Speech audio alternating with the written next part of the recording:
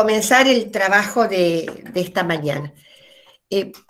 No sé si fueron ustedes las colegas que participaron del encuentro anterior, porque en ese momento dijimos que las personas, las colegas que habían participado del primer encuentro, al que denominamos de exposición, podían participar de este segundo o bien delegar el lugar, digamos, la representación a otro compañero o compañera de la escuela.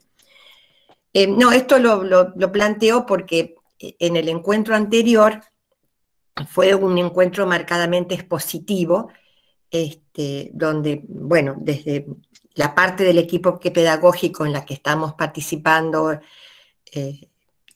yo en primer lugar, la primera, digamos, está mal que sea la primera, pero bueno, estoy participando yo, está participando Silvia Rossi, que es la que a cargo de toda la cuestión tecnológica, además, y Silvia Scumasi, que también está, digamos, muy focalizada en el tema de accesibilidad y también en la cuestión tecnológica.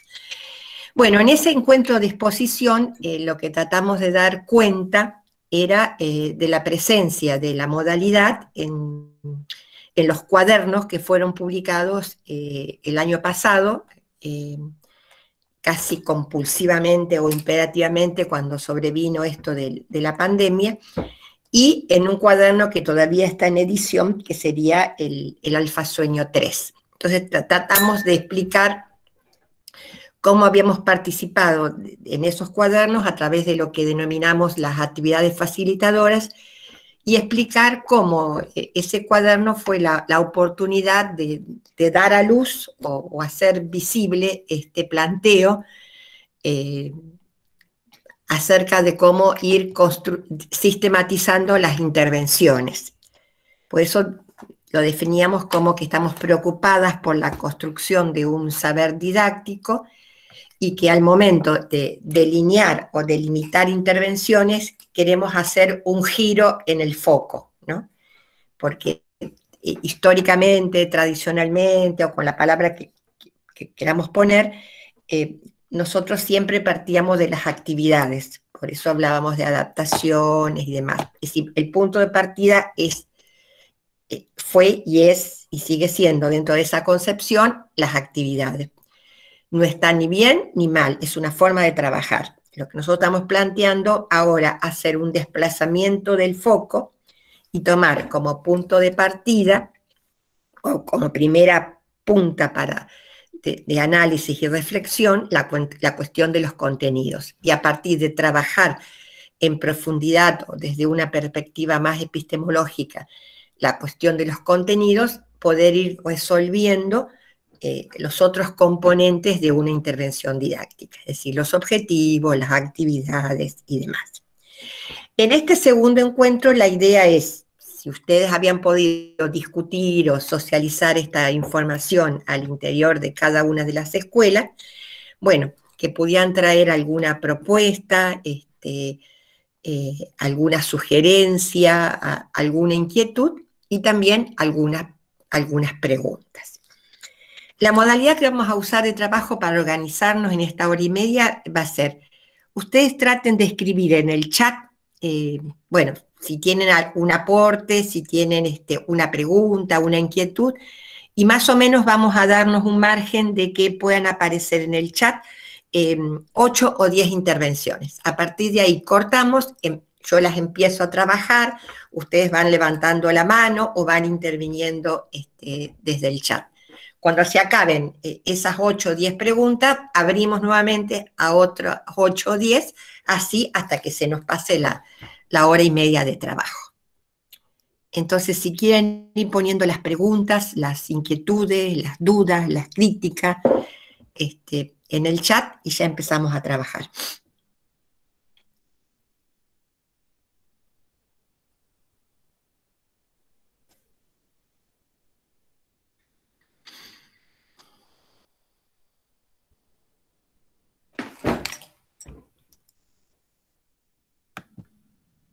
A ver, buen día.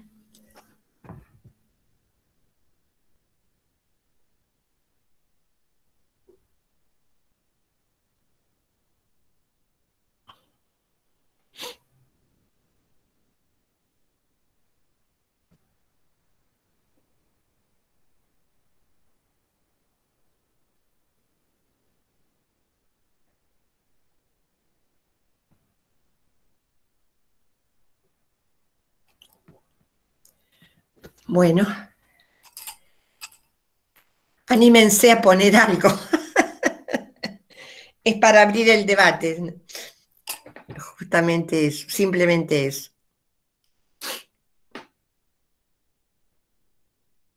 Si no quieren identificar la escuela, no la identifican, no hay problema.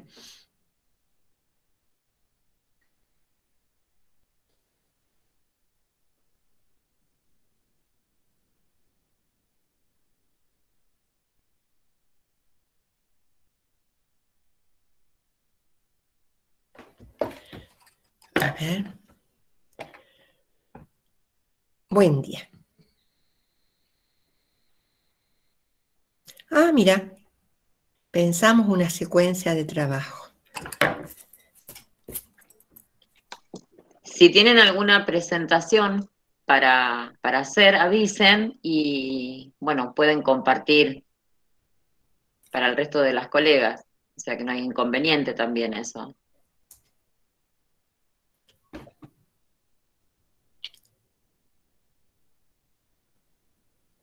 Bueno, vamos empezando por entonces por Silvina.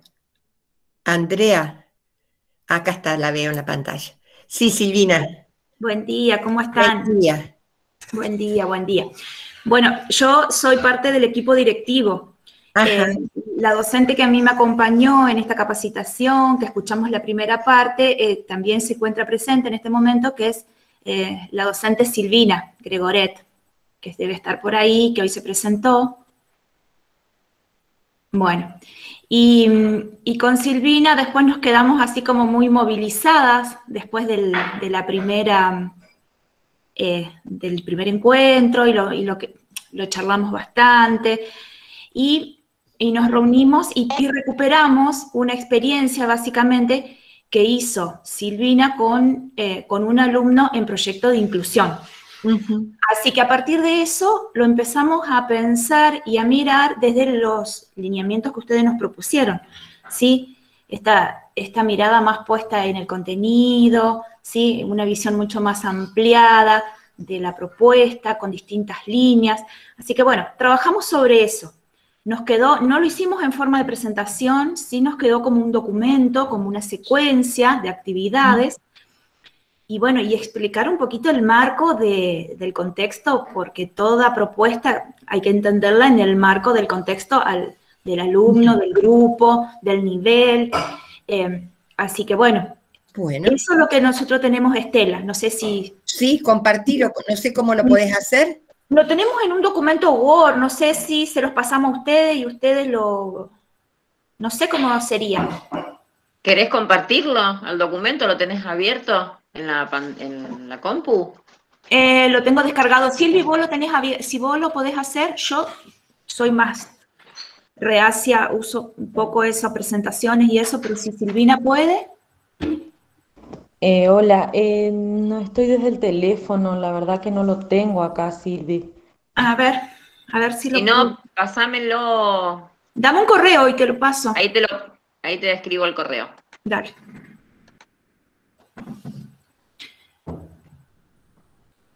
Mientras tanto, si quieren darle la palabra alguna, mientras organizamos lo nuestro. Bueno, pero no veo escrito más nada en el chat.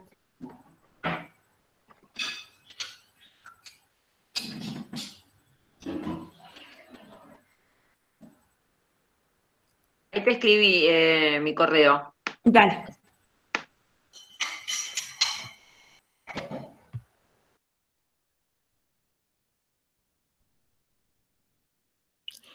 ¿Quieren ir contando el contexto de esta experiencia?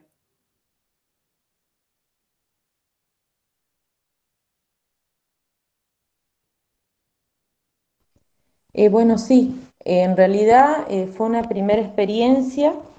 Yo había, el año pasado, en realidad nosotros ya le mandamos este trabajo el año pasado, cuando no estábamos en la presencialidad. Pero tomamos parte de eso y ahora con otros tiempos y por ahí con otras realidades, lo reformulamos. Se trata de un alumno en proyecto de integración en una escuela primaria de adultos. Ujú, Y la actividad en ese momento fue pensada solamente para el alumno porque estábamos en una etapa donde no había clases presenciales, pero ahora lo pensamos como una alternativa para todo el grupo, ¿sí? ujú, Em, Cuando ustedes la puedan ver, o sea, sí es verdad que lo pensamos, que muchas veces se nos hace más fácil partir de las actividades, porque cuando estamos en función integración, digamos, generalmente los maestros o los profesores nos envían sus planificaciones y nosotros a partir de ahí hacemos nuestras adecuaciones. Pero sí es importante esto de por ahí rever un poco más el tema de contenidos. Creo o sea, que es muy bueno y es muy rico poder capacitarnos un poco más en el tema de contenidos, porque nos da otras posibilidades de adecuaciones, digamos, y de brindar otro tipo de propuestas. Bueno, Silvina, disculpa que te interrumpa. ¿Es esto lo que me llegó? sí, Sí, ¿Es sí, así, sí. no? Bien. Ujú. eso es, sí, Bueno, sí. Bueno, entonces ahí ustedes como, van diciéndome que yo lo voy bajando, subiendo, lo que ustedes necesiten. Si se sí, puede ver más grande, ¿se puede ampliar o no? Ahora intento.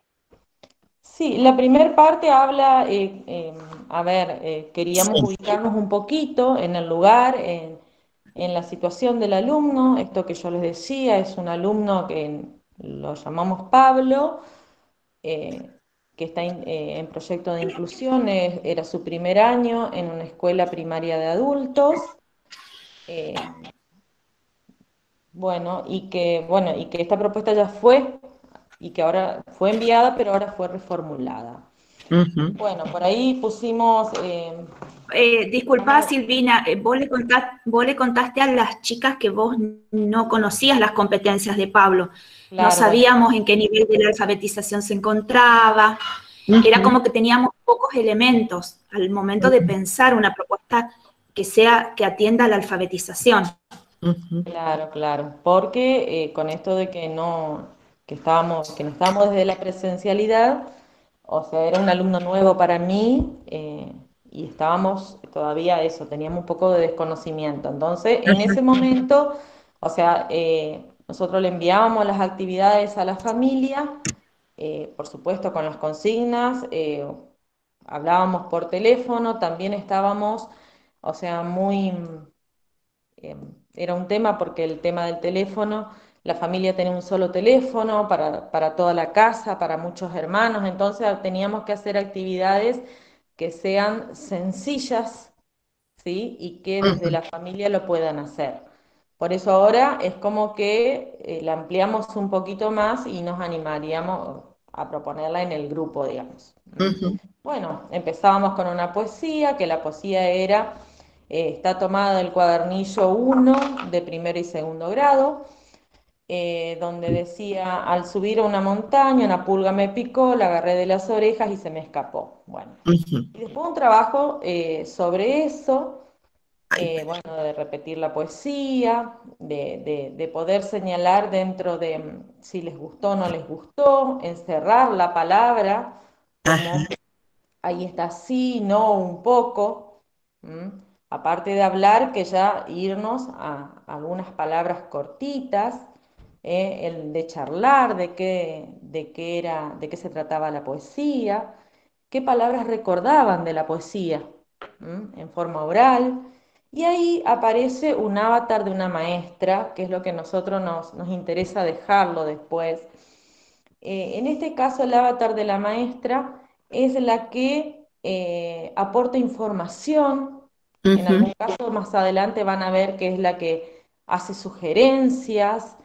O sea, esto del avatar como idea que nos quedó después al finalizar ujú, la planificación es esto de siempre sugerir cosas para arriba. O sea, esto de dar posibilidades de el que quiere tener más información, el que quiere superarse en actividades. Esa es la idea de nuestro avatar, que ujú, también, por eso en este caso estaría aportando información. Bueno, después redondear cada palabra con círculos, contar y colocar el número de palabras que hay en cada renglón. Eso es una planificación, digamos, tomado un poco de estos cuadernillos y otro poco que fuimos haciéndola nosotros. Bueno, después buscar el nombre del insecto en la poesía, copiarla, y ahí incluso hace una sugerencia que si le interesa, después en su casa puede buscar información sobre el insecto, sobre... Ese es el avatar. Bueno, después buscar otras palabras que recordás de la poesía, a ver si las pueden encontrar, anotarlas ahí debajo, contar cuántas letras tiene cada palabra, ahí otra vez el avatar da nueva información, cuál tiene más letras, cuál tiene menos letras, qué letras se repiten. O sea, es una propuesta de una planificación lo que nos sacamos nosotros. Y después, más adelante, tratamos de relacionarla con el nombre, porque nos parecen que hablábamos de que hay palabras importantes en nuestra vida. Ahí hablamos de la identidad. Que es para pensar y charlar, el nombre es nuestra primera marca de identidad. Esta parte está sacado de otro cuadernillo, creo que es de tercero y cuarto, sí, de tercero y cuarto, donde habla de la identidad, aparece imágenes del documento para que ellos empiecen o sea, aparte de su identidad y lo importante que es que ellos lo conozcan, porque en la vida, o el documento de identidad nos permite muchos trámites sociales y personales, ¿no? Entonces el avatar ahí de nuevo nos va a ir dando otra información. Esto que también estaba en los cuadernillos, nosotros lo pusimos así. Sabías que la marca de tu dedo pulgar se llama huella digital. Esta huella es parte de tu identidad porque es única en el mundo. Bueno, podéis observar tu DNI, en él hay palabras muy importantes, también hay algunos números. La propuesta de poder transcribir, dibujar su DNI, porque muchas veces se lo manejan los padres y ellos no tienen idea de todos los datos importantes de ellos que hay en ese DNI y de los usos que se le da al DNI. Aparece de nuevo el avatar, que dice es muy importante que los conozcamos a todos sus datos, ¿no? Ya que te servirá para toda la vida. Sí. Se propone conversar en casa si todos tienen DNI, para qué lo utilizan. Se puede pedir a un familiar que registre o recordar para trabajar en clase y compartir una clase en el grupo de información. O sea, esto Sí. es una propuesta. Nosotros quisimos mostrar cómo fuimos sacando de distintos cuadernillos, cosas que no, hay muchas cosas lindas para tomar, pero bueno, lo que a nosotros nos quedó es como después sugerirle a esa maestra que siempre utilice esto del avatar para actividades como superadoras, sugerencias, o sea, otra cosa para que ellos siempre se animen a un poquito más. Y esto nos hace a que todo el grupo pueda participar y los chicos, o sea, por ahí no vean esta diferencia o que no la sientan, digamos, que ellos son parte del grupo, y bueno, y esta posibilidad de que todos puedan participar, el que se anima un poquito más, también lo va a poder hacer. Bueno, Perfecto. eso más o menos la planificación fue lo que nos surgió, digamos, hay muchísimas cosas para trabajar muy lindas, que también, bueno, quizás en ese momento de tanto apuro y de tantas cosas, en el momento no lo pudimos aprovechar, pero esto de darnos un tiempo para volver a mirar los cuadernos, que hay cosas muy lindas en los cuadernos, para seguir aprovechando. Lo que yo quería agregar a lo que dice Silvina es justamente esta idea, de que se lo pensó como, partimos de una actividad que estaba planteada en el cuaderno, y de ahí fuimos pensando, digamos, y nos quedó así como una secuencia, pero que no, para nada es una secuencia cerrada, que se pueden incorporar distintos contenidos y que las líneas por ahí se la puede dar el docente, relacionando con otros contenidos, con otras áreas. Por eso Por eso de lengua saltamos a lo que son las ciencias sociales, ¿sí? Inclusive hicimos así como una consulta con la psicopedagoga de nuestra escuela y nos decía lo importante por ahí trabajar la numeración, incluir alguna propuesta con números ahí, que nosotros, Silvina le agregó en la parte de contar, como era una alfabetización muy inicial, contar palabras y contar letras y toda la cuestión numérica por ahí. Pero sí nos parece importante volver sobre la identidad, porque es una cuestión que a nuestros alumnos por ahí les cuesta muchísimo y es siempre un tema al que volvemos siempre. Y bueno, y quedó esta propuesta. Pero sí nos queda pendiente esto de charlarlo un poquito con el resto de las chicas de la escuela, de los chicos, chicas y chicos. Bueno, nada más. Muchas gracias por la atención. No, al contrario. Bueno, si me permiten, yo un poco desde un lugar más de extranjera, más desde afuera, ¿no? Me permito pensar algunas cuestiones. En primer lugar, me parece muy interesante esto de esta figura que van introduciendo y la que va marcando los distintos niveles de complejidad, porque en el fondo es eso, ¿no? Es seguir aprendiendo, seguir profundizando, pero lo que ustedes van diciendo, bueno, con esto ya está, si querés, si podés, si necesitas, está esto otro. Y que van utilizando ahí un ícono, una figura no infantilizada, ¿no? Es decir, algo que digamos, más cercano a lo que pueden ser los intereses o la problemática de un joven de 18 años, ¿no? Porque de alguna manera ese ícono, no sé qué palabra ponerle, o que se usa tecnológicamente, tiene que ver con una circulación social más comprometida. Entonces eso de marcar los distintos niveles como una opción, que el que no sigue no se tiene que sentir ni culpable ni en una condición de inferioridad, me parece interesante. Y la segunda reflexión es, y volviendo un poco a lo que nosotros planteábamos en relación a los contenidos, es como, ustedes están trabajando con un claro concepto de interdisciplina e integración de áreas, ¿no? Y los que, digamos, trabajan las disciplinas por ahí, en algún momento también nos dicen que cuando uno va relacionando las áreas, también hay que ser cuidadoso en relación a lo que se puede relacionar y lo que no se puede relacionar. O sea, la interdisciplina nunca puede ser forzada, ¿no? Y entonces, ahí, cuando yo voy relacionando disciplinas, tengo que también ser muy cuidadoso de que en esa relación una no puede estar por encima de la otra.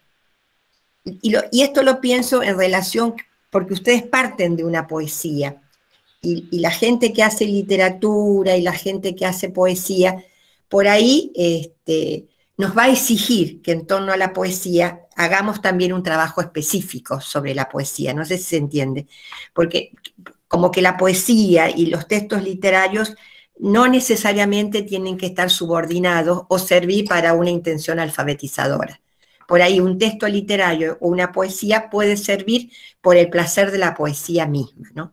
Entonces ese recaudo creo que como reflexión en voz alta, ¿no? Tenerlo en cuenta, que en la interdisciplina se tiene que relacionar lo que se pueda relacionar y que a veces determinadas cosas se tienen que dar en sí mismas, por el placer que generan en sí mismas, ¿no? Es muy interesante partir de textos literarios y es muy interesante partir de la poesía, porque justamente es la poesía la que permite, y el texto literario es el que permite pensar en otros mundos, pensar en otras realidades, pensar en otros universos, distintos, lejanos en el tiempo y el espacio al propio universo. Y entonces eso, por allí, no necesariamente tiene que ser subordinado a una cuestión de alfabetización. Lo digo básicamente por la edad de este joven, ¿no? Lo digo básicamente. Entonces, la alfabetización puede ir por un lado y el vuelo literario puede ir por otro. Hay una autora, una antropóloga francesa, que es Michelle Petit, que tiene reflexiones muy, muy interesantes. Si por ahí pueden conseguir un material de ella. Ella, digamos, por su padre era embajador, así que vivió en Colombia, vivió parte en África y su origen, su nacionalidad es francesa. Y ella justamente va planteando que en el tema de la poesía, y ya me estoy yendo del tema, pero en el tema de la poesía y de la literatura, no empezar por lo cercano y lo inmediato. Ella dice, porque justamente cuando lo inmediato y lo cercano a veces es tan duro, tan difícil, tan hostil, el ir a otros mundos distintos en el tiempo y en el espacio, y ella para adolescentes recomienda mucho el trabajo con los mitos, ¿no? Las construcciones imaginarias, eso permite después volver a lo cercano y poder entenderlo de otra manera. Bueno, esas son dos cosas que... Y ustedes también van desatando un tema que yo creo que es uno de los temas que en este momento nos están atravesando como educación especial, que es la reflexión acerca de los sistemas, de cómo se enseña a leer y a escribir, ¿no?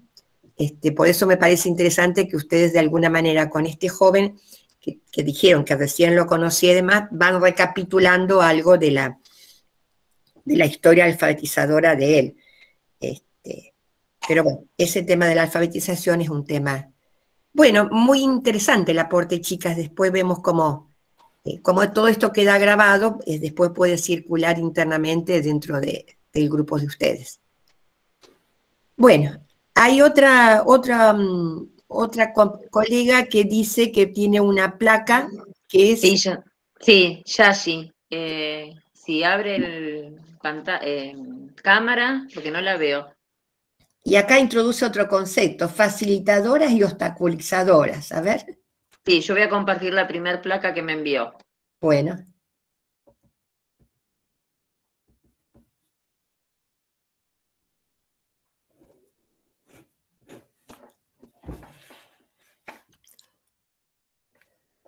A ver, acá. Hay todo un paisaje.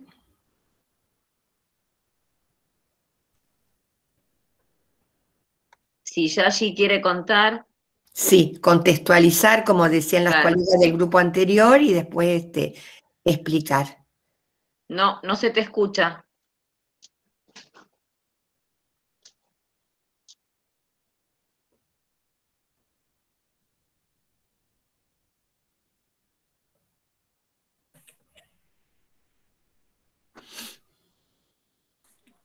¿Acá nos escuchan?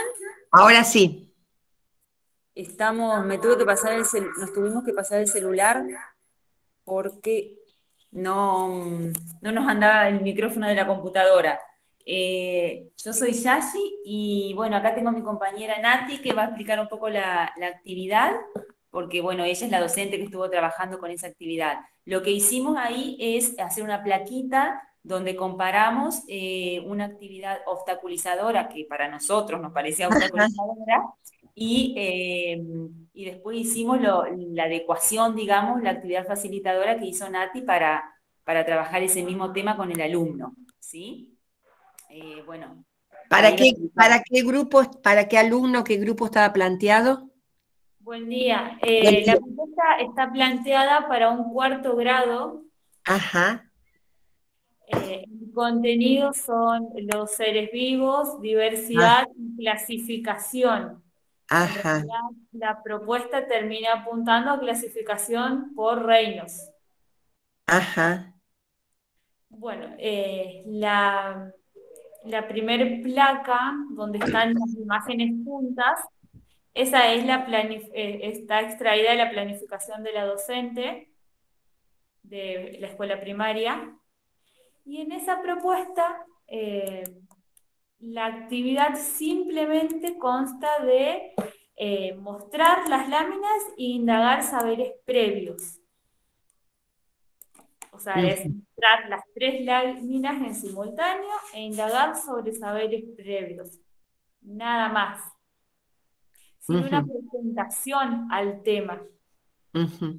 Entonces, en la segunda placa, la de la derecha, la propuesta fue poder iniciar el tema a partir de una viñeta, en este caso, y después poder pensar en esta indagación, pero separando, secuenciando cada una de las láminas. Primero mostrar una, indagar sobre la primera lámina, donde se ven los animales. Después poder mostrar la segunda lámina, que es donde está el hongo, poder indagar a ver si los conocen, hacer referencia a esa imagen, qué es, tal vez si le encuentran algún tipo de parecido a algo que ellos conozcan. Y por último, la tercera lámina.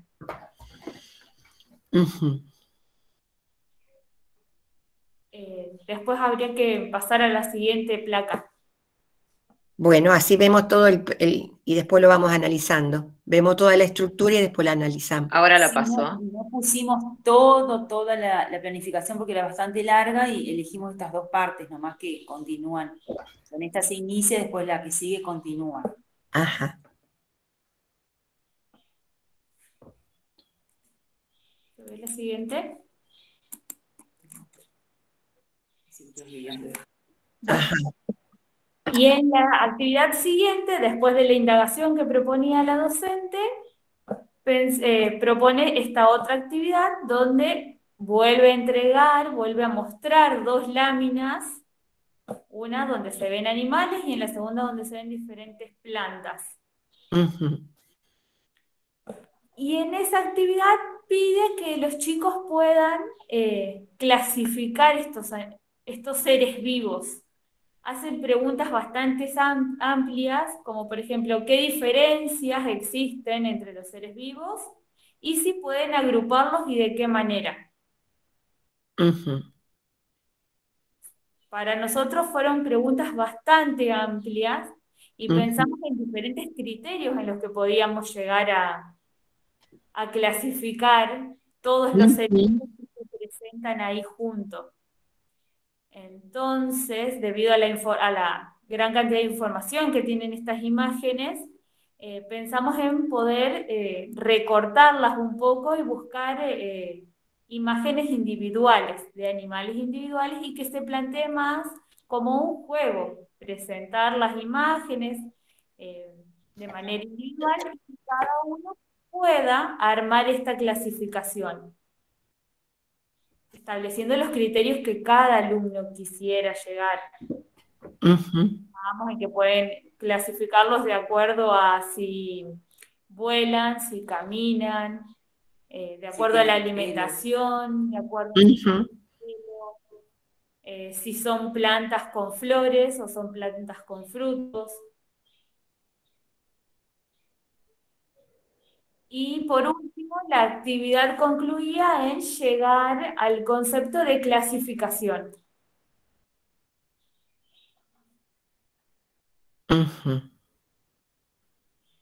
Estas cosas. Ajá. Bueno, muy interesante. Interesante que ustedes, digamos, introdujeron esta categoría, ¿no? Actividades obstaculizadoras. En realidad, ustedes lo que fueron tratando de encontrar, qué es lo que hacía obstáculo o justamente impedía la apropiación del conocimiento por parte de los chicos.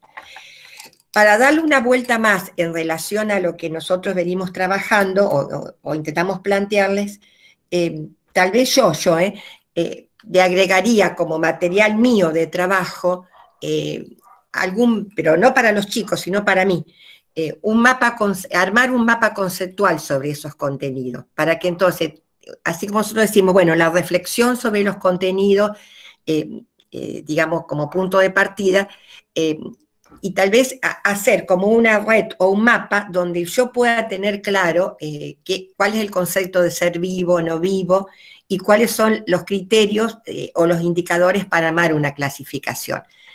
Entonces, si yo armo un mapa, ahí yo particularmente me podría organizar más en las cosas que tengo que ir planteando.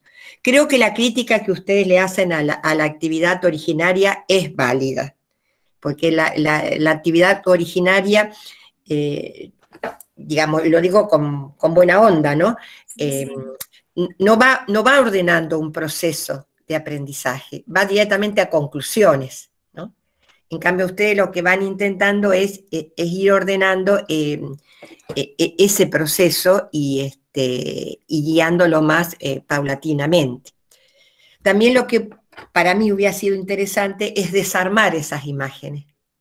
A lo mejor no poner imágenes nuevas, sino desarmarlas como en sus componentes y trabajar, con lo cual ahí están introduciendo otra operación mental que es la de la relación parte-todo. Entonces ustedes desarman las imágenes, la van trabajando y después van volviendo a poner esos elementos dentro de la imagen total. Eso, digamos, también hubiera podido ser Y en cuanto al tema de clasificación, y esto es una crítica con todo respeto que yo hago a los manuales que circulan en la escuela primaria.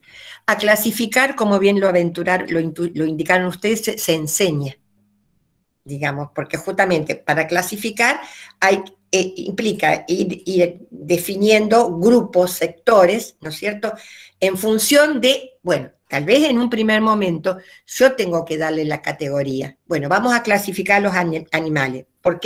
¿Cuál va a ser el criterio, la categoría? Y el medio en que vive, eso es un criterio. Otro criterio puede ser cómo se alimenta, qué tipo de cobertura tienen, digamos, cómo es la reproducción en el caso de que se trate de un grado superior. Entonces, digamos, el criterio se tiene que dar. Después, lo que se aspira a que el criterio lo vaya encontrando el propio sujeto. Y ahí es a lo mejor donde va a aparecer una diferencia entre los nuestros, digamos, los chicos y chicas con discapacidad mental y los que no tienen discapacidad mental. Tal vez los nuestros necesiten permanentemente que le demos los criterios, mientras que el que no tiene discapacidad pueda ir encontrando el criterio. Entonces, ahí es donde viene este concepto de que algunas actividades van a tener que ser siempre andamiadas. Entonces, cuando después en otro nivel tenga que clasificar regímenes políticos, por ejemplo, lo que es una democracia, lo que es una dictadura, lo que es una monarquía, ¿cómo hace para comparar y clasificar? Y bueno, le tengo que dar un criterio. Una categoría es el poder, otra categoría son las clases que funcionan, otra categoría es la circulación de la información. Y eso a lo mejor no, es esperable que un niño, un joven sin discapacidad, él mismo vaya encontrando. Y en nosotros, en nuestro caso, tengamos que ir. Entonces, bueno, ahí es lo que vamos marcando siempre el nivel de complejidad. Bueno, muy interesante, chicas. Bueno, a ver, acá ha agregado algo. La autora que mencionó. La autora que mencioné, ahora no me acuerdo, no tengo acá los textos, pero se llama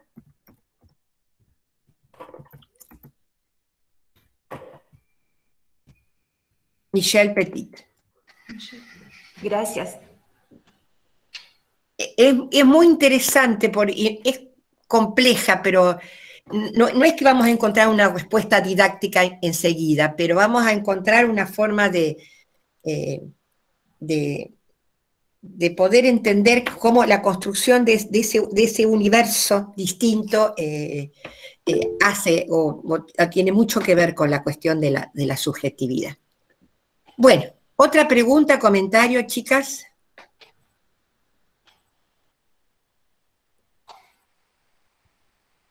A ver si hay más. Digamos.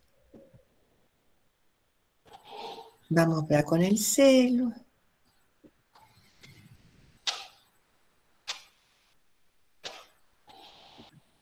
¿Alguna duda?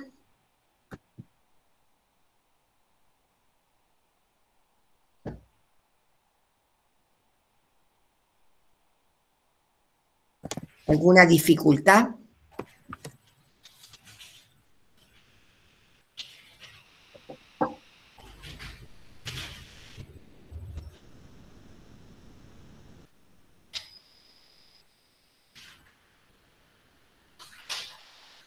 No, yo me quedé pensando en el aporte este que vos nos diste sobre la literatura y sobre todo teniendo en cuenta que nosotros tenemos alumnos que ya son adolescentes y jóvenes en la formación integral, digamos, por ahí la literatura no sé si es un recurso que se utiliza mucho. Y esta posibilidad de pensarlo, esto como de facilitar otros mundos y que nos despeguemos por ahí de que siempre tenga un fin nos cuesta, yo creo, es una cuestión que a mí me cuesta transmitirla en la escuela y que se entienda de esa forma, es como que me cuestiono eso, digamos, cómo transmitirlo para que leer por leer y leerlo para disfrutarlo. Una de las últimas, yo despido a los chicos cuando están saliendo de la jornada y un día les digo, les voy a leer algo, y solamente era para leerles para que escuchen algo que hablaba sobre las palabras que se las llevaba el viento, por ejemplo. Y bueno, pero cuesta por ahí el hecho en el salón, el trabajar la literatura, creo yo. No sé, me puse a pensar por lo que vos dijiste. Claro, porque a lo mejor nosotros fuimos formadas en esa concepción de que todo tiene que tener un sentido utilitario. Utilitario en la inmediatez. Y como que también fuimos formadas en la necesidad de la comprobación, ¿no? Es decir, yo hago esto y tengo que comprobar si funcionó, no funcionó, si fue útil, si no fue útil, si sirvió o no sirvió. Y esto permite otras cosas, porque en la literatura no hay un fin inmediato, ¿no es cierto? Y no hay y no, tampoco puedo comprobar hasta dónde llegó, porque, bueno, las palabras se las lleva el viento y yo puedo imaginar múltiples destinos en esas palabras que las lleva el viento. Ya ahí le estoy dando a la palabra una identidad, y esa palabra que llevó el viento pudo haber caído en medio del campo, o pudo haber caído en un geriátrico al lado de una viejita que estaba en soledad, o esa palabra que llevó el viento pudo haber ingresado en un supermercado de una gran ciudad. Pero yo ahí ya con las palabras que las lleva el viento ya estoy armando un mundo imaginario, un mundo distinto, ¿no? Yo fui muy formada profesionalmente en que todo es todo tiene que generar, ahí me voy trabando. Pero ese no es solo un problema nuestro, también es un problema de toda la enseñanza escolar, porque justamente un niño en la escuela que le leen, después esa imaginación la puede transferir a cualquier situación. También nos pasa que nosotros en esto de la literatura por ahí tenemos miedo a usar palabras que a lo mejor no entiendan, o por ahí subordinamos la posibilidad de leer, de la literatura, la posibilidad de leer. Entonces, si no está alfabetizado, ¿cómo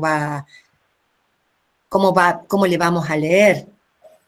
¿No? Entonces, se abre un múltiple debate ahí, ¿no? Y así como decíamos, la relación con el concepto, bueno, acá también tendríamos que empezar a reflexionar un poco sobre estos conceptos y estas cosas. ¿Se escucha? Sí, Estela, se te escucha bien, gracias. Buenos días. Buenos días, ¿quién habla? Norma, de Tostado. Yo soy de la Escuela Especial de Formación Integral. Sí. Y quería agregar algo que con respecto a lo que decía la colega de que a veces no es fácil trabajar la literatura. También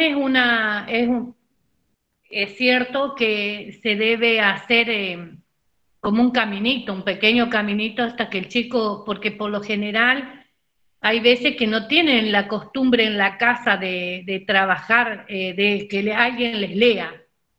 No. Y cuando uno no está acostumbrado a una actividad, cuesta integrarse más el tema de la literatura.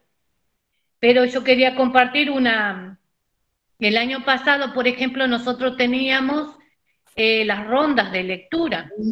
Y nosotros tenemos chicos adolescentes a adultos, que van de los 14 a los 18 años, y por lo general la mayoría está integrado en escuelas secundarias.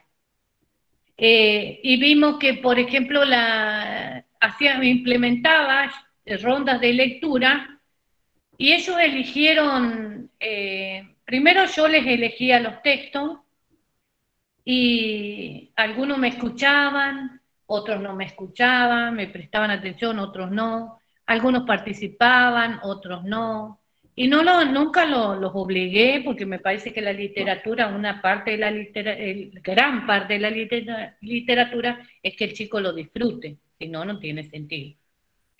Y con el tiempo un día le llevé, porque todos tienen, acá Tostado es como, si bien es una ciudad, tenemos mentalidad de pueblo, la mayoría, y estamos en contacto con las cosas tradicionales.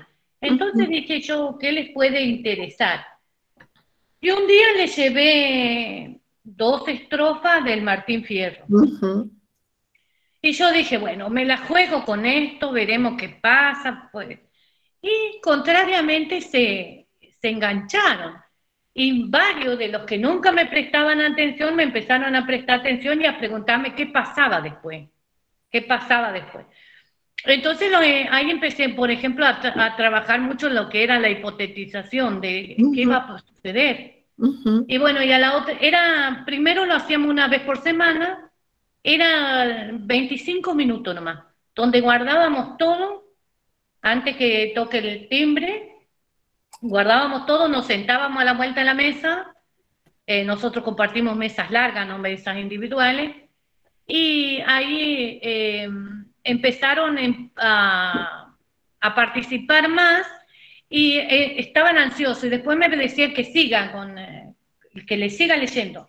Y algunos se inventaban cosas que iban a pasar que nada que ver. Y otros inventaban que casi les pegaban ahí en el palo. Y cada vez más y cada vez más. Y bueno, y fue el único libro, nada menos, el Martín Fierro, que a ellos les interesó. Y después le pude leer algo para mostrarle que había otros que también escribían algo parecido, como el Santos Vega, por ejemplo, pero muy chiquito, siempre 2 o 3 estrofas, 2 o 3 párrafos, no mucho. Y quedaban súper enganchados. Y de ahí después lo llevé, tuve la suerte de poder llevarlo a que intenten escribir. Algunos escribían frases, otros escribían palabras, y otros escribían lo que pretendían ser palabras, pero cada uno me contaba, porque yo no tenía que leer, ellos tenían que hacer como autores de sus propias obras y leerme a mí lo que produjeron. Lo que sí nos llevó un año lograr eso. Para mí fue un enorme logro. Claro. Y a mí me apasiona la literatura, me encanta la lengua, y entonces era como un fracaso que yo tenía personal, porque lo había tomado como personal. Algo les tiene que gustar, algo les tiene que llegar. Y bueno, y después empezamos a trabajar con otros textos, como decía la autora que usted recién leyó, mencionó con el tema de los mitos y de los fantasmas y de las casas embrujadas. Como eran chicos grandes, era como que les llamaban. Claro. Y les leía La novela Hasta la policial, Claro. el género Y les leía policial. hasta la mitad por lo general.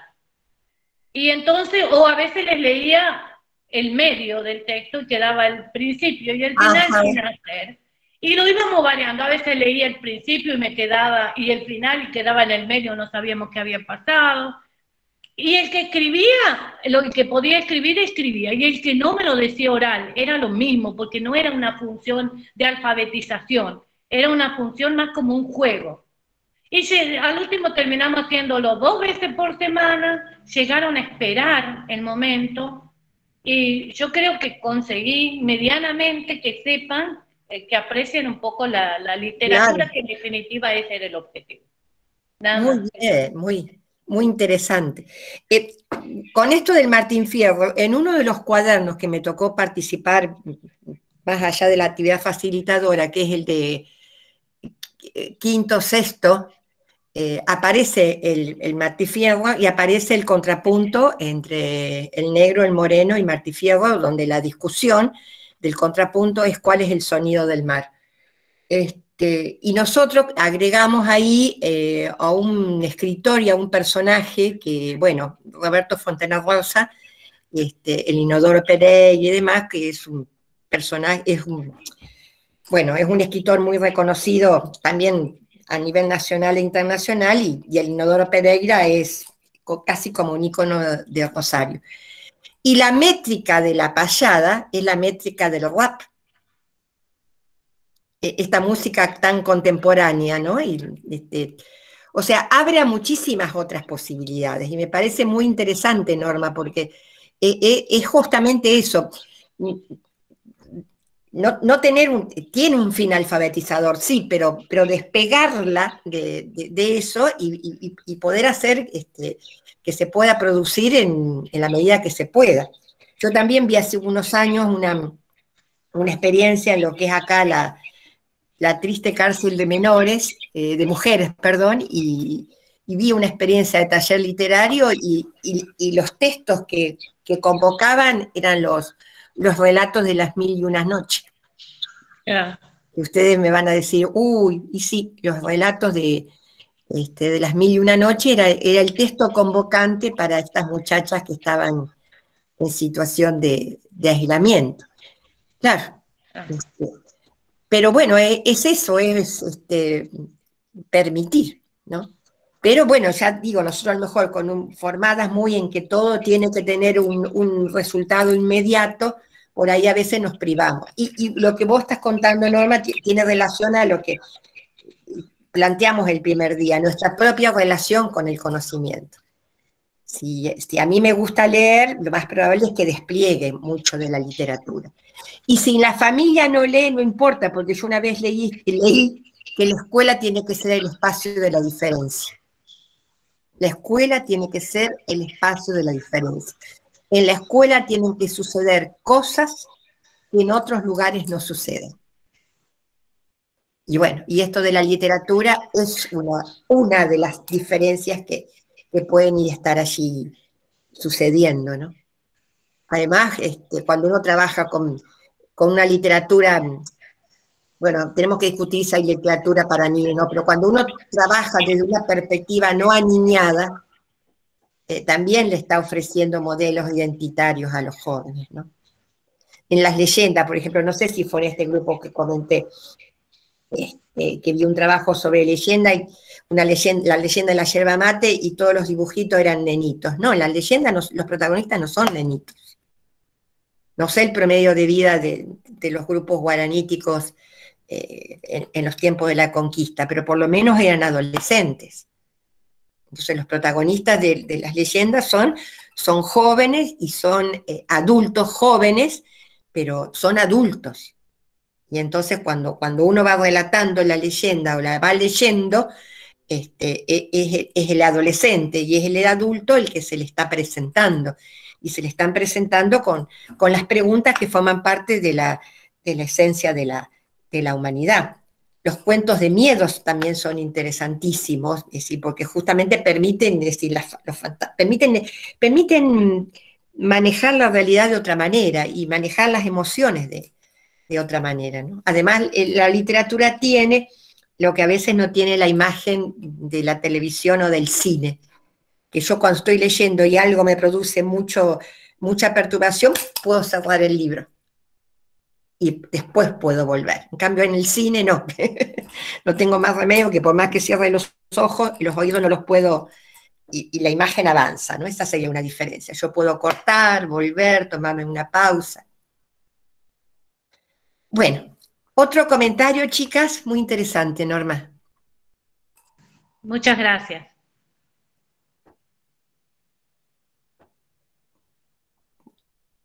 A ver, que no veo los últimos comentarios de acá. Uy, ya.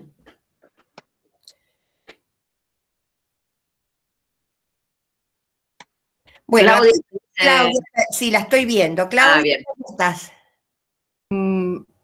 Hola, ¿cómo les va?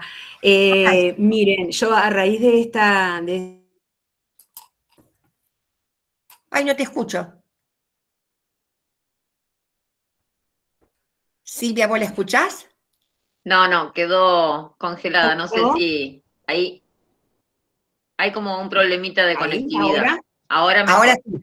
Sí. Ahora, en un grupo de quinto grado, bueno, la docente seleccionó la leyenda del Jasí Jateré, y bueno, la propuso en el contexto de trabajar la secuencia narrativa. Uh-huh. Bueno, en principio comenzamos trabajando lo que era mito y leyenda, esta diferenciación, digamos, característica de uno y otro tipo, ¿no es cierto?, de textos, pero que en sí tienen una semejanza, ¿no es cierto?, con respecto un poco al misterio, ¿no es cierto? Y bueno, surgieron casualmente esto de trabajar a partir del texto, además de conocer el texto del Silva a la siesta, ¿no es cierto? Trabajar un poquito la cuestión de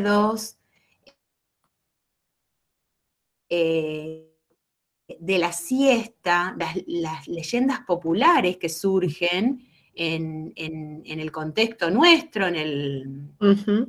en lo que hace a nuestra región, y otras que podían, digamos, compartir con su familia a partir de los relatos, recuperar los relatos dentro de la familia. Y bueno, surgieron muchas textos que ellos fueron, secuencias narrativas que ellos fueron elaborando a partir de poder estos relatos de sus familiares, porque una de las cuestiones era poder compartir con ellos y, digamos, dentro de su contexto, y bueno, después poder compartirlas con el grupo. Fue muy enriquecedor en ese sentido, porque, y ahí surgieron cuestiones de miedo, tan cierto, miedo a la oscuridad, miedo al estar solo, miedo, y bajaron, se pudieron trabajar las emociones, ¿no? Los sentimientos que generan. Muchas veces los chicos están solos a la siesta porque sus padres trabajan o porque o vuelven y no encuentran a nadie en su casa. Y bueno, surgieron cosas muy, muy, muy lindas y muy interesantes para poder recuperar y seguir a partir de esa propuesta de secuencia narrativa, que ellos cada uno pudo elaborar la suya a partir de, digamos, de la lectura conjunta de la leyenda del Silva a la siesta y luego poder hacer la suya propia. Me parecía interesante poder... Perfecto, sí. Y ahí vos acompañabas a un niño en particular en ese grupo. A un grupo de alumnos que están en la misma sección de quinto. Ajá, perfecto. Sí. Sí, en este campo, digamos, yo creo que digamos, trabajar con la literatura va más allá de lo que pueda leer por sí mismo. Si no puede leer por sí mismo, que alguien le lea. Y incluso, no sé, yo a veces por radio escucho, hay programas a determinadas horas que son de lectura de cuentos.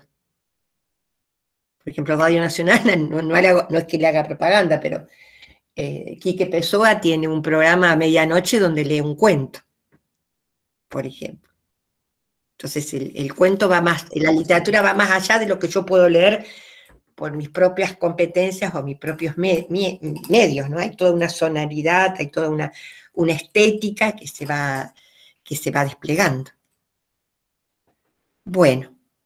Sí, la docente había grabado la leyenda, se los había pasado por el grupo de WhatsApp, entonces ellos la compartieron con la familia y luego había una consigna donde en la familia, si alguien tenía experiencias o relatos que tengan que ver con ese misterio, ¿no? De la búsqueda, de la siesta, de la soledad, de la pérdida, porque al perderse genera todo ese misterio. Perfecto. Yo te hubiera aportado la del pompero, el pompero entrerriano. Sí, sí, el pompero. Sí, bueno, es verdad. Sí, acá, digamos, da para pensar muchas cosas en voz alta, ¿no? Porque justamente, pero esto no por los nuestros solamente, sino pensarlo por todos los chicos, ¿no?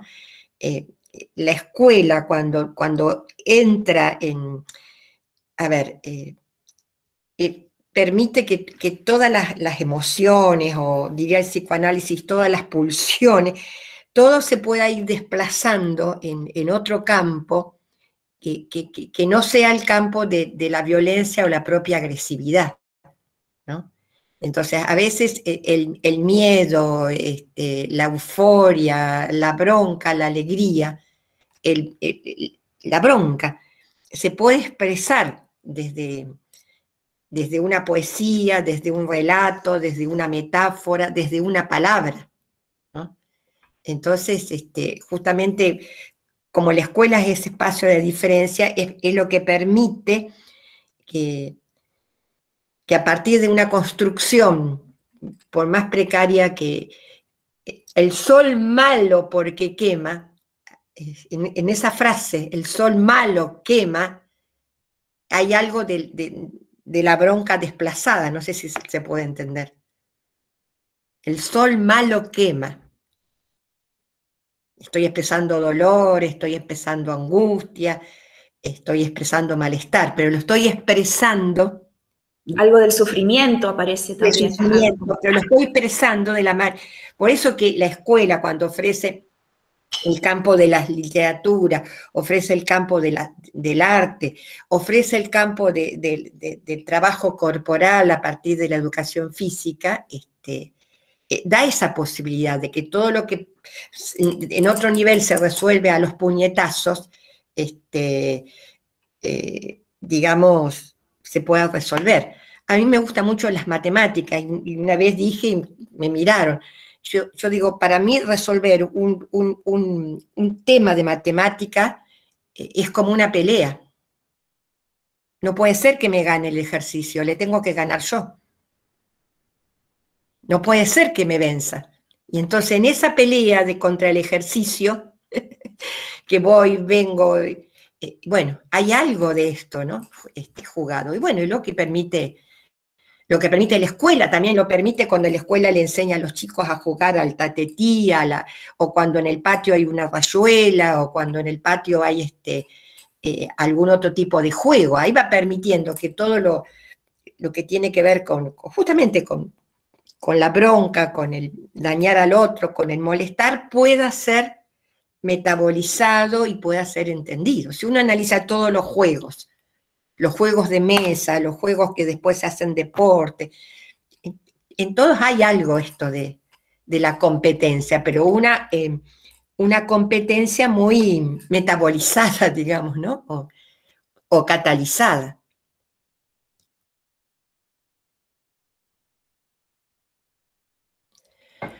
Bueno, nos quedan 10 minutos, chicas, 10 minutos 15. ¿Otro comentario?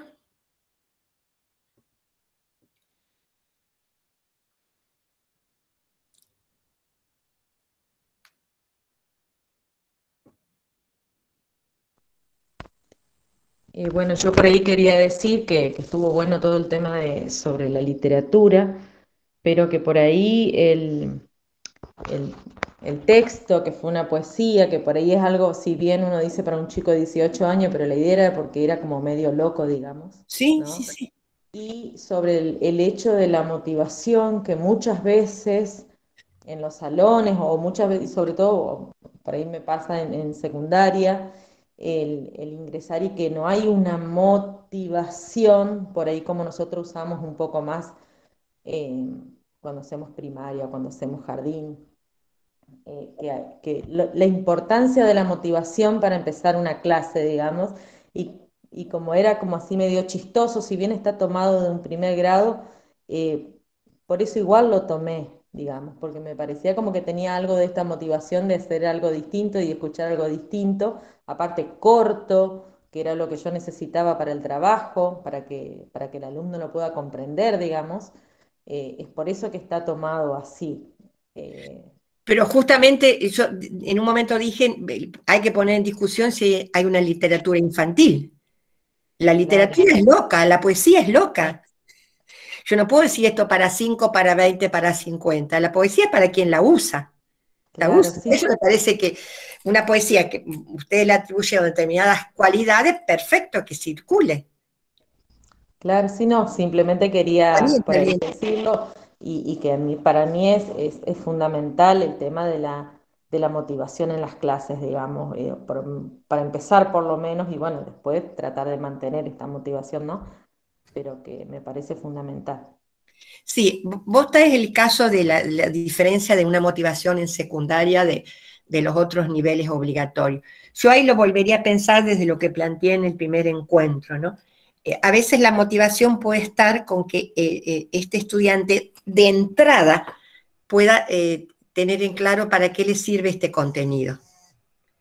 ¿Se acuerdan que yo planteaba que tradicionalmente la escuela hace la teoría y después la aplicación?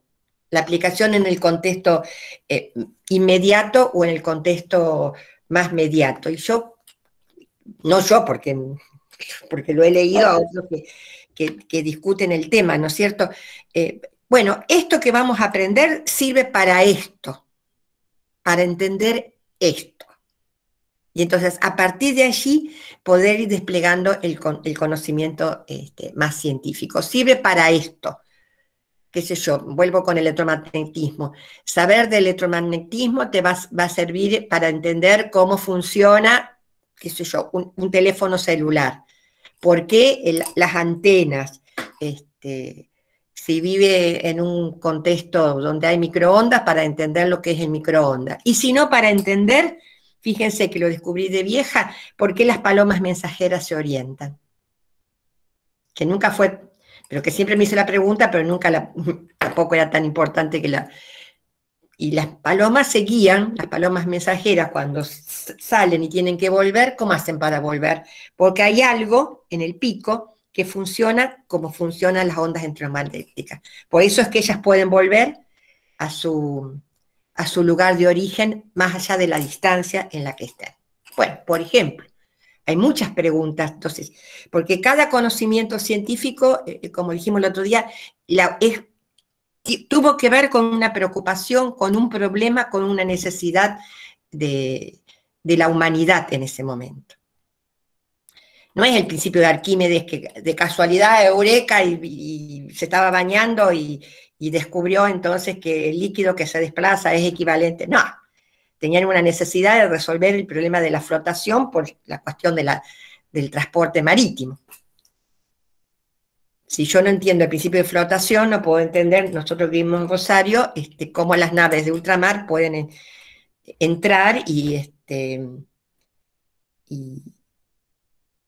y cómo cuando están vacías hay que volver a llenarle las bodegas y demás. Bueno, entonces si uno le explica cuál es el problema que se resolvió a partir de eso y cuáles son los problemas que se pueden resolver, algo de la curiosidad, porque en última instancia la motivación es eso, despertar la curiosidad, algo de la curiosidad puede ir apareciendo. ¿O no? Bueno, ¿algún tema que ustedes quisieran plantear para otra oportunidad? Ahora ya mirando al futuro. Un poco dentro de estos ejes que venimos trabajando, ¿algún tema puntual que les interesaría profundizar? Pueden ir escribiéndolo. Si puedo, no pensaba decirlo, pero bueno, ya que está, que abrí el micrófono, en la primera actividad que presentaron las compañeras de las obstaculizadoras y las facilitadoras, yo vengo de la Escuela Especial para Discapacidad Visual y trabajamos con los niños con baja visión. Y las actividades estas obstaculizadoras es las que vemos principalmente nosotras, desde nuestra especificidad.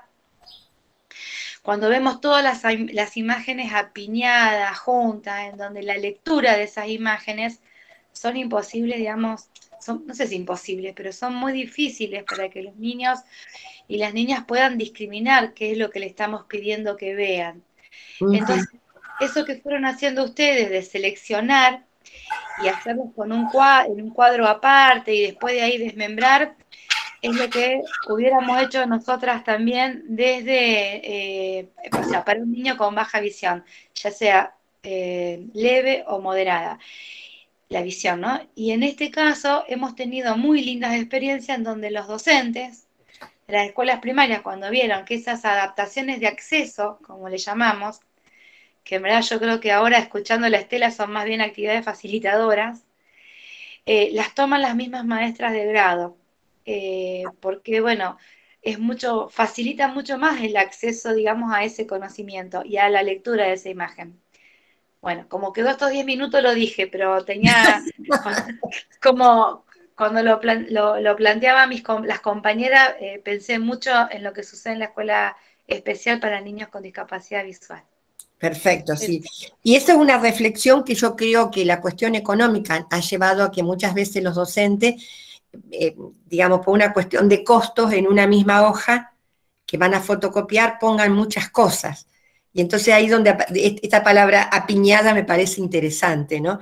Claro, se termina poniendo tantas cosas en una hojita que después la percepción de lo que pasa en esa hojita es más compleja. Y ahí yo me permito decirles que a veces no hay que desesperarse por darle uno todas las imágenes.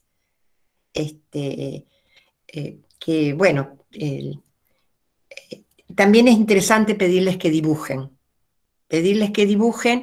y en ese dibujo después ayudarlos o facilitarles el completamiento del dibujo. Y acá retomo una frase de Sara Paín en su primera época, cuando ella decía que el dibujo tiene toda una connotación emocional expresiva, sí, eso es innegable, pero que el dibujo es también una construcción intelectual. Porque cuando el niño está dibujando algo, digamos, está dibujando lo que sabe de ese objeto. Está como dibujando el concepto, ¿no? Si yo le pido a un niño de cualquier edad que dibuje un vaso,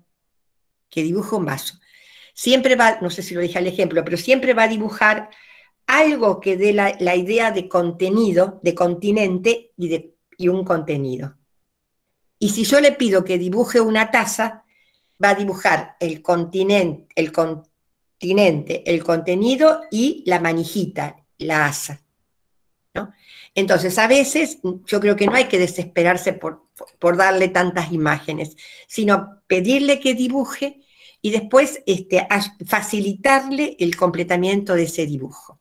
Y si por ahí no puede descubrir por sí mismo qué es lo que le falta, poder apelar al recurso de ahora del celular, y entonces mira cómo son las patitas, y mira el pico es distinto al pico de las otras aves. Este pico, el del papagayo, por ejemplo, o el del loro, no es como el pico de la paloma. Entonces, permitirle ir construyendo esa representación. Porque acá hay mucha gente que trabaja con adolescentes. Yo me arriesgaría a decir que es muy preferible un dibujo hecho por un adolescente, facilitado en su complementamiento por el docente, que una imagen infantilizada o aniñada que yo, con la mejor buena intención, le puedo acercar. La mejor imagen es la fotografía, que ahora el celular nos permite. La mejor imagen es la que tiene que ver con lo real. Pero no esa imagen del avioncito como si fuera un juguete, o esa imagen de la mujer como una eterna niña con los monitos. No sé, hay pilas de ejemplos. Porque nosotros también trabajamos con un obstáculo que nos viene dado desde la oferta editorial. A veces nosotros trabajamos con algunos contenidos que se supone que son para más pequeños, y la propuesta editorial está ilustrada para pequeños. Y nosotros tenemos que trabajar ese contenido en una estructura subjetiva de un preadolescente o un adolescente. Entonces hay que tener mucho cuidado en eso, ¿no? Entonces ahí con la imagen, bueno, antes de hacer fotocopias apiñadas, y antes de hacer, como dijo Silvia, y antes de hacer fotocopias aniñadas, trabajar con la construcción de la imagen. La construcción de la imagen, y otro recurso muy interesante para adolescentes, es la maqueta. Porque la maqueta también es un proceso de construcción intelectual. Maqueta arbitraria, sino una maqueta en la que se vayan jugando nociones de proporcionalidad, nociones de relaciones de espacio. Es decir, si yo en la maqueta voy a representar una plaza, no puedo el banco ser más grande que el árbol, a no ser que el árbol sea un arbolito que recién se está creciendo. Pero si yo hago la maqueta de una plaza, entre el árbol y el banco hay una relación de proporcionalidad. Y si yo, digamos, voy a representar los canteros no tienen una forma arbitraria en la plaza, tienen formas geométricas. Entonces tengo que observar esas formas geométricas y cuidar la relación entre el cantero de un determinado tipo de flor y el cantero con otras flores. Y ni hablar de la escala, que parece un tema tan lejano, tan abstracto, pero yo también tengo que progresivamente enseñar que un cuadradito o un centímetro del papel o del cartón donde le hago la maqueta equivalen a tantos metros de la plaza. Entonces, el tamaño total de mi plaza, de la plaza que construimos, guarda una relación con el tamaño de la plaza real. Y después deslizarle la palabra escala. Sí, es escala, las cosas se hacen en escala, se hacen en chiquito, pero hay algo que tiene coherencia con la estructura mayor. Entonces, yo creo que el dibujo y la maqueta son formas, no digo formas, tampoco digo que son recursos, son dispositivos muy interesantes para poder ir trabajando. Y llevan tiempo, porque también si yo hago un dibujo, hago una maqueta, si quiero que tenga cierta fidelidad con la realidad, también voy a tener que tener cuidado en los colores, en las combinaciones, en las texturas. Ahora, si yo quiero hacer un dibujo y una maqueta que quiebre con la realidad, ahí sí puedo hacer otro juego de colores y otro juego con las texturas. Bueno, y 36, chicas.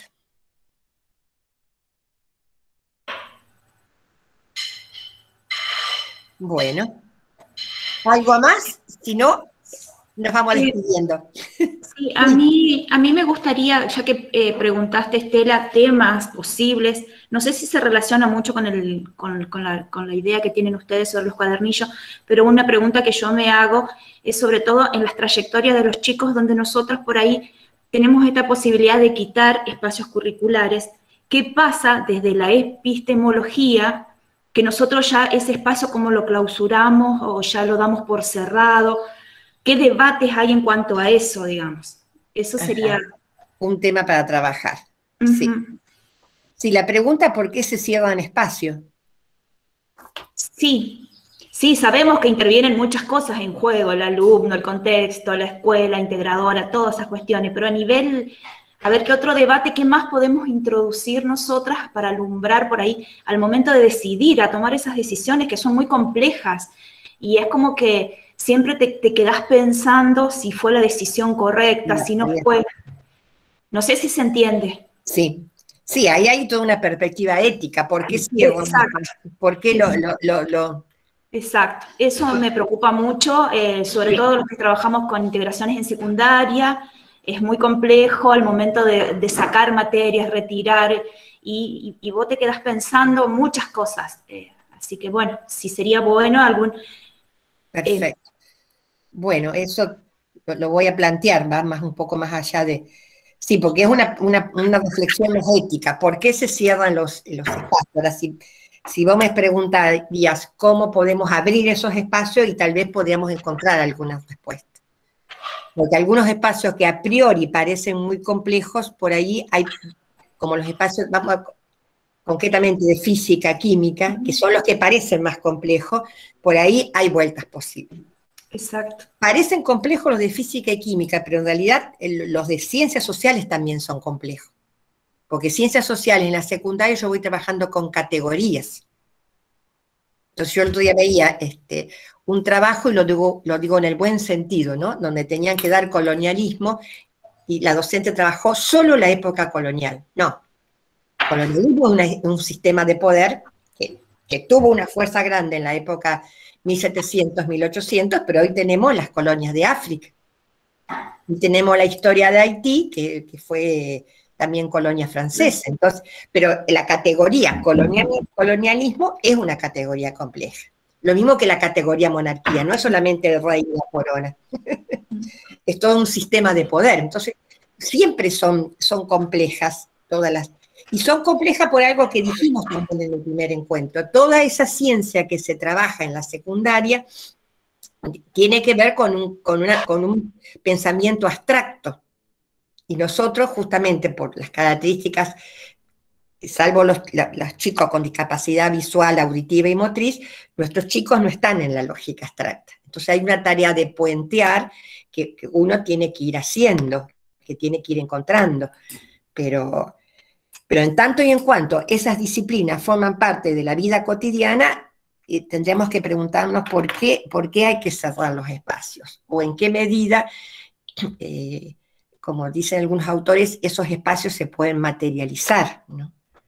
La química en la vida cotidiana funciona, porque funciona en la cocina, funciona en la industria farmacológica, funciona digamos, en las pruebas de laboratorio a las que yo a veces pongo mi cuerpo para poder saber si tengo una infección o no la tengo. O sea, la química no es ajena a la vida.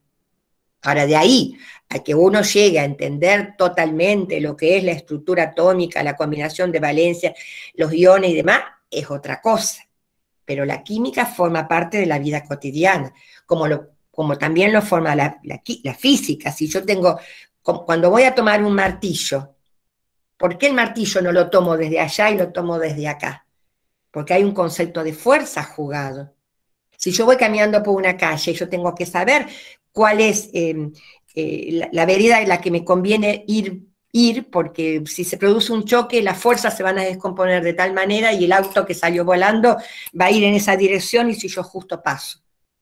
La física está presente. Cuando hago un ejercicio que levanto una caja, hay toda una estructura osteomuscular que se pone en funcionamiento. Entonces, está. Lo que tenemos que discutir después es el nivel de complejidad con que eso está. Pero en la vida cotidiana todo eso está. Y fundamentalmente en los últimos tiempos, yo leí el otro día un trabajo sobre geografía, como a partir de la década del 80 va apareciendo lo que llaman la geografía social, ¿no?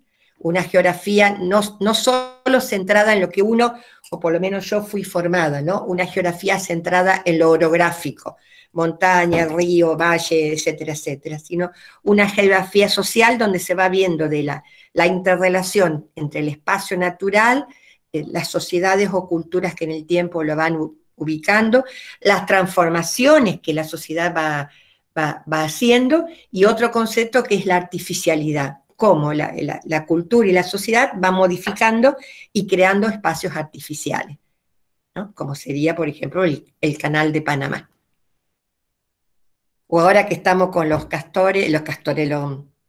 carpinchos del Nordelta, ¿no? ¿Cómo entendemos lo de los carpinchos si no entendemos desde un concepto de geografía y biología más humanizada?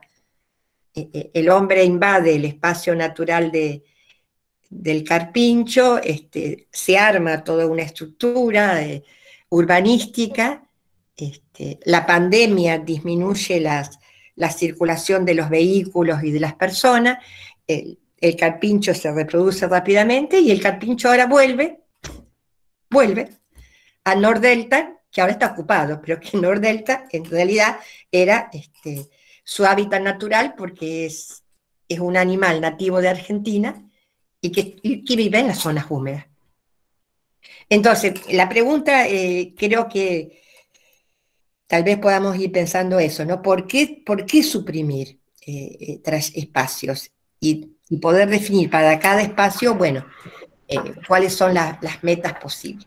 Siempre reconociendo que hay un obstáculo entre la ciencia formal, abstracta, y las posibilidades cognitivas de un adolescente con discapacidad mental.